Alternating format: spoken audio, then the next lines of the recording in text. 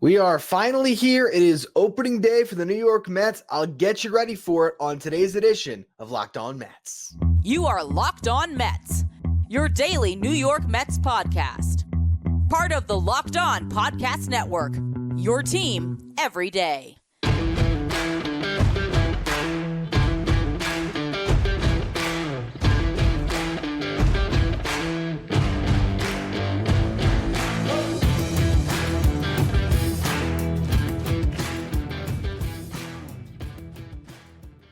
Hello to all you amazing Mets fans. You're watching Locked On Mets, part of the Locked On Podcast Network, your team every day. I'm your host, Ryan Finkelstein. If you want to find any of my work, follow me on X at Finkelstein Ryan. You can also find some of my writing at justbaseball.com, where I work as the managing editor. It is opening day, folks. The New York Mets are going to play their first game of the season against Milwaukee Brewers at 1:40 p.m. Eastern time, and I am pumped, as I'm sure all of you are as well. We got a roster to discuss here. It's finally official. The Mets made their last move. Sean Reed-Foley is heading to the IL with shoulder impingement, which, considering Billy Epler, you have to wonder. Obviously, the Mets are going to do their due diligence here. And I've always believed that the reason why the Phantom IL is so easy to manipulate, not that the Mets are doing this, I'm just saying a hypothetical scenario talking about 2022, whatever it is. But the reason why the Phantom IL is always so easy is that if you put any pitcher and you send him to a doctor because of how unnatural it is to throw a baseball, they can come up with some injury. Not to say that this is a fake injury, because it's not. I'm sure it's very real. I'm sure that they sent Sean Reed-Foley to a doctor and said, oh yeah, that shoulder impinged. Put him on the IL. But it did allow them to kick the can down the road on that decision.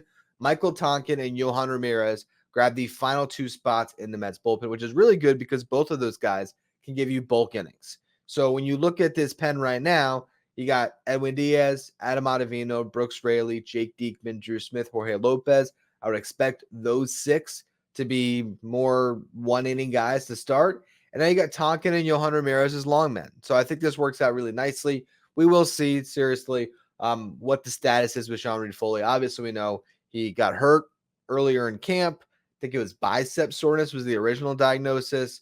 He got back. He said he was healthy, but he had thrown less than these other two guys, and now he is on the injured list. Looking at the rotation, no surprise there. Jose Quintana, Luis Severino, Sean Manaea, Tyler McGill, and Adrian Hauser. Not necessarily in that order. McGill will start ahead of Manaea. He will start the third game of this series. Catchers, Alvarez, Narvaez. Infielders, Alonso, McNeil, Lindor, Beatty, Zach Short, Joey Wendell. Outfielders, Brennan Emo, Starlin Marte, Harrison Bader, Tyrone Taylor, and DJ Stewart. Game one of the season. Freddie Peralta versus Jose Quintana. How will the Mets line it up? Here is my guess. First off, Brandon Nimmo, Francisco Lindor, Pete Alonso. I think that's their top three in the lineup. Now, I have yet to really discuss the decision to bat Pete third instead of fourth this year, but I figured now is a good time to do so. Even with JD Martinez, waiting in the wings until April 9th, I believe. It's the first time he can make that debut. It's the last game in that series against the Reds. So just to check my work here. Yeah, April 7th. So as we know, first couple series, they'll be without JD Martinez. And Carlos Mendoza had said when Martinez comes back, he'll be batting cleanup. But I believe that Alonso will continue to bat 30 even before he arrives. And I think the reason being that the Mets, a little more analytical now under David Stearns. Why would you bat Pete Alonso fourth and not allow him to bat every first inning? And also, just to further establish that point, you want to get him as many at-bats as possible throughout the season. Last year, the third spot in the Mets lineup had 705 plate appearances. The cleanup spot had 689 plate appearances. That's 16 more plate appearances that Alonso would have gotten if he was batting third instead of fourth. In 2022, the third spot in the lineup got 722 plate appearances. The fourth spot, 703. So 19 more plate appearances. I can say, okay, what is that really? If Alonso homers once every 11 at-bats, maybe it's an extra homer per season. I understand where you can be a little bit skeptical about how much that really matters, but think about it this way. that extra plate appearances is coming at the end of a game.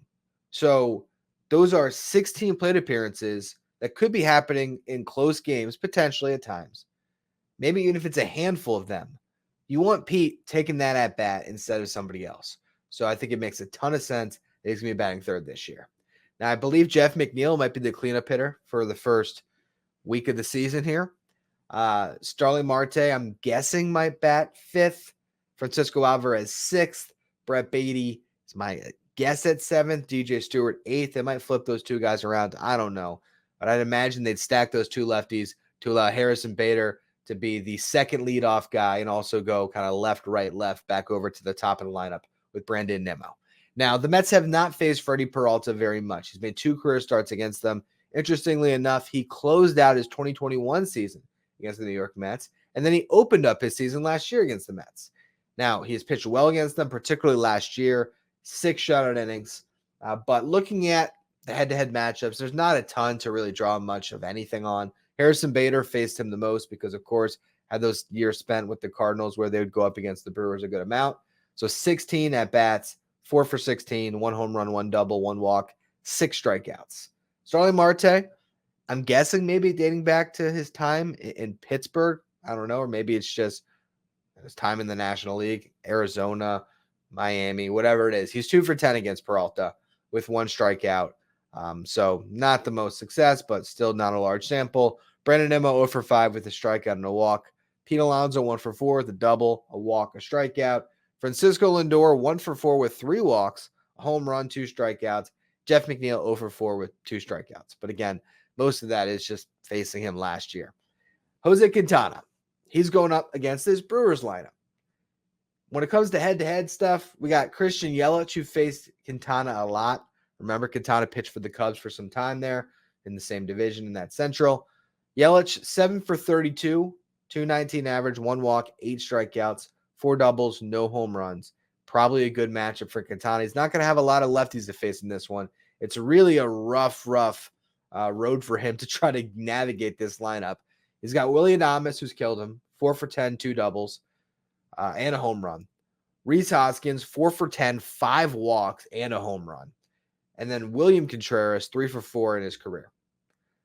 Now, this is also a lineup that can be pretty righty heavy. You have Sal Frelick, who might start in center field, who's a lefty. You got Yelich, and then you got Bryce Turang, who probably starts at second base. Other than that, pretty much all righties between Contreras. You got Hoskins, Adames, Gary Sanchez, probably DHing, Jackson Chourio, righty as well. Joey Ortiz, the shortstop they got back in the Corbin Burns trade, will be starting the year at third base with Adames at short. So a ton of right-handed batters that Quintana will have to navigate in a team that did crush righties last year. So we'll see how the Mets fare in this one. They do have opening day luck on their side. I want to talk about the opening day history a little bit in the next segment, as well as previewing the other pitching matchups of this series. Before we get to that, though, today's episode is brought to you by FanDuel. Say goodbye to busted brackets because FanDuel lets you bet on every game of the tournament. Whether you're betting on a big upset or a 1 seed, it's time to go dancing, America's #1 sports book. Right now, new customers get $200 in bonus bets if your first $5 bet wins. That's $200 to use on point spreads, money lines, and you can even pick who's going to win it all. Just visit FanDuel.com/lockedon and bet on college hoops until they cut down those nets. Also, you got the baseball season now. So if you want to bet on, I don't know, Francisco Lindor, get a couple hits today, and Jose Quintana on the strikeouts, I'd actually probably take the under on his strikeouts. But you can combine those in the same game parlay with the Mets winning because, hey, it's opening day. The Mets generally win, and you can win big. And again, remember, that $5 bet, if you win it for your first bet at FanDuel, you get $200 in bonus bets guaranteed. Again, that's FanDuel.com/lockedon. FanDuel, America's #1 sports book. Before we talk about the opening day history for the New York Mets, I want to touch on the pitching matchups that we will see throughout this series. I will note that I'm going to do shows pretty much after each of these games since it's the first series. I'm definitely doing a live stream after opening day. So for those of you watching on YouTube, make sure you're subscribed so you know when I go live. If you're listening on the audio side, know that I will be going on YouTube. So try to seek that out. I imagine it'll be about 20 minutes after the game at the latest, could be a little bit sooner depending on how prepared I am.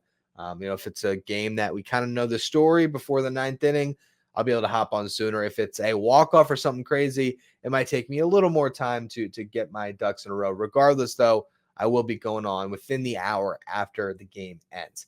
So my point through all of that is I'll have time to really preview these games in length a little bit better. But I did want to note that DL Hall is getting the second start for the Brewers going up against Luis Severino. Hall is the other big piece the Brewers got back in the Corbin Burnes trade, a stud lefty pitcher who was great out of their bullpen last year. Milwaukee stretched him out. They wanted to be a starting pitcher, and he ends up in that 2 spot in their rotation. I would assume for that game, the Mets will go with their righty lineup without JD Martinez. I imagine Starling Marte will be the DH. Tyrone Taylor would be in right field. I think Zach Short would start at third with Brett Beatty on the bench. Game 3 will be Tyler McGill versus Colin Rea. I kind of wish Adrian Hauser was starting this game. Not that I think that would have been the smartest choice because, of course, the Brewers have a ton of information on Hauser. But just because him going up against Rea is the Spider-Man meme. Because Rea is basically a Hauser clone in Milwaukee who just happens to be still a year away from arbitration. He becomes an arbitration-eligible player in 2025, which is why he's in the Brewers rotation, and Hauser is in the Mets rotation. It's all about the money. Let's now look at the Mets opening day history, though, because it is a storied franchise on opening day. The Mets are amazing in opening day games, and the funny thing about their history, they actually started 1-8 playing on opening day. But in 1971, they began a stretch where they won 8 opening day games in a row, and 12 out of 13. Since 1971, the New York Mets are 39-14 on opening day. So even better than their 40-22 career or franchise record. So 39-14 over the last, 53 years or 53 years? Excuse me there. And the winning percentage is .736 over that time. Now, since 2015, the Mets have been on a great run again during opening days. They have won 8 out of 9 opening day games. Here have been their starting pitchers. 2015, Bartolo Colon. 2016, Matt Harvey. 2017 and 18, Noah Syndergaard. 2019 through 2021, Jacob deGrom. That's why we're wearing a deGrom shirt today on the show here. 2022, it would have been deGrom, but it became Tyler McGill. And then last year, it was Max Scherzer. So as I said, they've won 8 out of their last 9 opening day games. What was the one loss? Well, you have to go back to 2021. And of course, it was the most deGrom start of all time. He pitched 6 shutout innings, even helped himself in the 4th inning. James McCann drove in a run with a base hit, and then so did deGrom. So he had a 2-0 lead. He carried that through 6. He was on a little bit of a pitch count. He came out of the game. The Mets got a scoreless inning from Miguel Castro. And then in that 8th inning against the Philadelphia Phillies in Citizens Bank Park, the combination of Trevor May and Aaron Luke gave up 5 runs. There was some unearned runs there. So a combination of no run production, errors, and bad bullpen pitching behind him. deGrom's career and the single microcosm of one game. How poetic is that one? But that's the only time the Mets have lost on opening day in the last 9 years. So you expect the Mets to go out today, despite the fact that Jose Quintana is going up against a righty-heavy lineup that could conceivably kill him, and the fact that Quintana was not pitching well in his final spring starts, and that you got Freddie Peralta, who is absolutely nasty and could certainly keep this Mets lineup at bay. Even with all that, Mets got to be the favorites because they're at home. It's opening day, and why not? I will also note that Metsmerized had 2 great articles that you can still find right now that I was looking at here. Best walk-off moments in Mets history and top opening day moments in Mets history ranked. So if you want a little bit of a deep dive into opening day history, head over to MetsmerizedOnline.com. Really good articles you can read. I will note, part from what I remembered already, but also scanning those articles, the moments that stand out to me, it is the players that aren't supposed to contribute that have contributed on opening day. So Colin Cowgill was the big one, or even not. I wouldn't even say the ones who aren't supposed to contribute. It's more now that we know the history of the player, you look back at it and it's more entertaining. So again, Colin Cowgill, he ends up in the opening day lineup after a great spring, has the grand slam, everything else. Kaz Matsui, who was incredible on opening days and terrible pretty much every time after that. Yoenis Cespedes hitting that home run late to give Jacob deGrom a win in 2020. Of course, that's a season that we all kind of throw out of the way and don't think about much. But I do remember that game. I remember two games pretty distinctly from that 2020 season. It was the first one where it was like we got Mets baseball back. It was coming off 2019 where the team finished strong. So there was some optimism, even though it was the weird shortened season. But hey, we were all just glued to any type of live anything at that time. And DeGrom's amazing. Cespedes homers. You think, wow. I mean, are the Mets back? And then, of course, even in a shortened season, the Mets found a way to disappoint us in grand fashion. And then, of course, you had the other game in 2020 that I remember, which was after Tom Seaver passed and Ahmed Rosario had the walk-off hit. I believe it was Rosario, if I'm not mistaken. I'm pretty sure I'm right on that one. But I just remember it was a cool moment and also feeling robbed because it would have felt a little bit different had 40,000 screaming fans been able to take advantage of it. And I will say, I didn't expect to go here, but to think back to where we were a couple years ago, pretty awesome that, there'll be a full house in Citi Field to watch the Mets play the Brewers. And we got a whole season ahead of us here where fans can head out to the ballpark and enjoy some Mets baseball. I'm excited. I hope you all are too. And we'll be discussing everything from this game on a show later on today. But there's still a third segment for you all because the Syracuse Mets are opening up today. And I wanted to run through their roster so you know who is starting off at that level. Of course, the Mets' top prospects. Everyone cares about the way their rotation is lined up. So we'll get to all that in just a minute. First, though, another word from our sponsors. Before we talk about these Syracuse Mets, I want to give a shout out to all my Locked On Mets insiders. Those are the listeners who have subscribed to our texting service, who entered for a chance to win a signed photo of Brett Beatty yesterday. And it was a fun giveaway that I did. I'm going to try to make these a little bit more exciting throughout the season for our insiders here, where it's, part giveaway where you have to enter for a chance to win, part sort of trivia. And what I did is I sent the text message to those guys yesterday, and I said, hey, we're 24 hours from opening day. If you want a signed photo of Brett Beatty, I want you to give me a realistic OPS that Beatty can finish with this season. And I told them, I made my bold prediction on that episode a couple days ago, where I said I believe that Brett Beatty can have an OPS of 800. But I also told the listeners that's not what I would predict if I was making a realistic prediction. So I made my realistic prediction. I wrote it down, and I then let all of them guess. Whoever is closest will get this signed photo. So the OPS that I believe is realistic for Brett Beatty this season is 736. And this was Price is Right style. So I know I saw somebody had like a 740. I'm sorry. You might have been the closest to my 736, but you went over like Price is Right.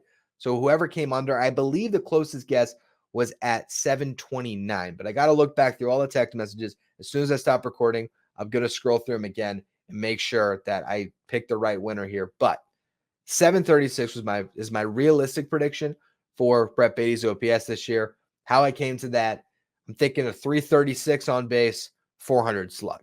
That gets you to 736. So for any of you, or for all of you who played in this giveaway, I appreciate it. Appreciate you for subscribing. For those of you who aren't subscribed yet, you can find the link in the episode description. It's our texting service where you can take part in these giveaways. It's also where you'll get updates from me on anything that breaks on the Mets. We'll also be sharing the starting lineups every day. So you get the starting nine texted directly to your phone. You can ask me questions there anytime. Again, the link is in the episode description, or you go to subtext.com/lockedonmets. Let's talk about the AAA Syracuse Mets. They're starting a rotation to begin the year, and I got all this information from Mike Mayer on Twitter. I mentioned Metsmerize earlier. He runs the site. He's a great follow on Twitter or X. And if you go to the Syracuse Mets roster right now online, you'll see someone like Austin Adams still on there, but he was traded to the Athletics. So This was some more up-to-date information on their 28-man roster to start the season, and also how they're lining up their rotation. So actually, you know what? I believe it said Joey Lucchesi is getting the non-opening day. So maybe this isn't lined up on their rotation, but the rotation will include Jose Budo, Dom Hamill, Joey Lucchesi, Christian Scott, and Mike Vassell. I do believe I saw a note, though, from the Syracuse Mets Twitter page that Lucchesi is starting the first game. When it comes to the bullpen, John Duplantier, Shintaro Fujinami, Reed Garrett, Nate Lavender, Daniel Nunez, Eric Orrs, Yaxel Rios, Cole Sulser, and Josh Walker. Now, in that bullpen, you have Cole Sulser, who was a non-roster invite to camp, as well as Yaxel Rios was invited to camp. I don't remember if Nunez was, but those two for sure were threw the ball pretty well in spring training, so you can watch out for them to potentially make this team. Reed Garrett had an option, but he's on the 40s, so he's a guy that probably could be shuttled up first, I would say, if the Mets need an arm at some point. Shintaro Fujinami, of course, is the biggest name that'll be throwing in Syracuse right now, and you want to see what happens if he can command the baseball a little bit better, iron some things out. He could be a weapon in the Mets bullpen at some point this year. And, of course, Nate Lavender, everybody's favorite relief pitching prospect now. We'll see what his numbers look like early in the season and when he might force the Mets' hand to call him up. And just again, I mean, we've talked about all those guys in the rotation. I mean, that rotation in Syracuse is better than a lot of rotations in baseball. Not a lot of, but a handful. Like, you look at the White Sox rotation right now, it's pretty thin. The Athletics, with Jose Budo and Joey Lucchesi being major league caliber pitchers, and Scott, Vassell, and Hamill being top prospects, it's a pretty good group they got there. Going over to the position players, I'm going to rattle them all off first, and then we'll talk about how they'll fit into the lineup. You got Luisangel Acuna, Drew Gilbert, Mark Vientos, Ji-Man Choi, Austin Allen, Tomas Nido, Matt O'Neill, Rylan Bannon, Jose Iglesias, Luke Ritter, Yolmer Sanchez, Carlos Cortez, Ben Gamble, Taylor Colby, and Trace Thompson. Now, you look at the infield, you got Acuna at short for most days, but also get some time at second base. Iglesias and Sanchez will also get some time at short, second, maybe a little bit of third. Mark Vientos, I imagine, starts almost every day at third base. He might get a couple starts over at first, but they're going to have him play the field. I don't think Vientos is going to get any of those DH reps anymore. I think they want to have him work on that development. There's no other top prospect that should be taking field time away from Vientos right now, because if Beatty goes down, if Alonso goes down, they're going to need Mark Vientos this season. Bannon will also get some time at third, maybe DH, maybe outfield a little bit. Choi at first base. Catching, mostly Nido and Austin Adams, I imagine. Matt O'Neill would be the third catcher on this team, but not really much of a prospect to discuss there. Gamble, Colby, and Thompson in the outfield. But the two guys that are really the most interesting to me, obviously, you have Drew Gilbert, of course, in the outfield. He's the star, as is Acuna. I mean, if you're looking at the top prospects, it's Acuna, Gilbert, and Vientos that you're maybe tuning in on your MILB TV subscription to watch the Syracuse Mets this year, as well as the pitching prospects. But the guys that I'm more interested in talking about right now that we haven't really discussed are sort of 4A/career minor leaguers who have been in the Mets system for a long time, and that's Luke Ritter and Carlos Cortez. Ritter was a 7th-round pick by the Mets in 2019. He is 27 years old. Last year, he hit 27 home runs between AA and AAA, had a 957 OPS in AA and a 808 OPS in AAA. So that's a lot of home runs in a limited amount of games, 27 in 107 games. It's pretty good. He can play all over the infield, second base primarily, but shortstop, a hair. Mostly it's second, third, first. I don't know where he gets the at-bats. I just wonder how they sort of juggle that, right? How do you juggle having a guy like Jose Iglesias, who is major league depth? You want to keep him in rhythm, as well as having Acuna, as well as having Vientos. And here you have Ritter. So maybe it's DHing some. I imagine maybe Yolmer Sanchez doesn't play much, but it is sort of interesting how they try to plug all these guys in, because Ritter and Cortez, they don't really get that prospect push to get playing time. They aren't necessarily major league depth either. They're caught in the middle, which is sort of the worst place to be in the minor leagues. But Could I see a Luke Ritter outperforming the Iglesias, Bannon, and the Mets need an infielder? I could see that. Or I can even see them sticking him in left field potentially if they just need a bat and outperforming Gamble and Colby and Thompson. And the same thing can be said for Carlos Cortez. Last year, he spent the entire season in AAA, hit 241, 355 on base, 428 slug, had 15 home runs and 22 doubles. Used to be a second baseman, but was mostly playing left last year. He was a third-round pick in 2018, who hasn't necessarily panned out to his draft status of being that high of a pick. But, I mean, he's still in AAA, putting up decent numbers. So it'd just be interesting to watch those two guys if they ever get that chance to come up to the big leagues. Because, like I said, they're sort of caught in no man's land right now. Anyway, Syracuse will be opening up their season today alongside the Mets a little bit after a 2:05 start. Binghamton, Brooklyn, and St. Lucie will all start their seasons next Friday. So on next Friday's Farm Report, it'll probably be a real detailed look at where the rest of the top prospects in the system have filtered in, what those lineups will look like. It should be a fun show when we get to that next week.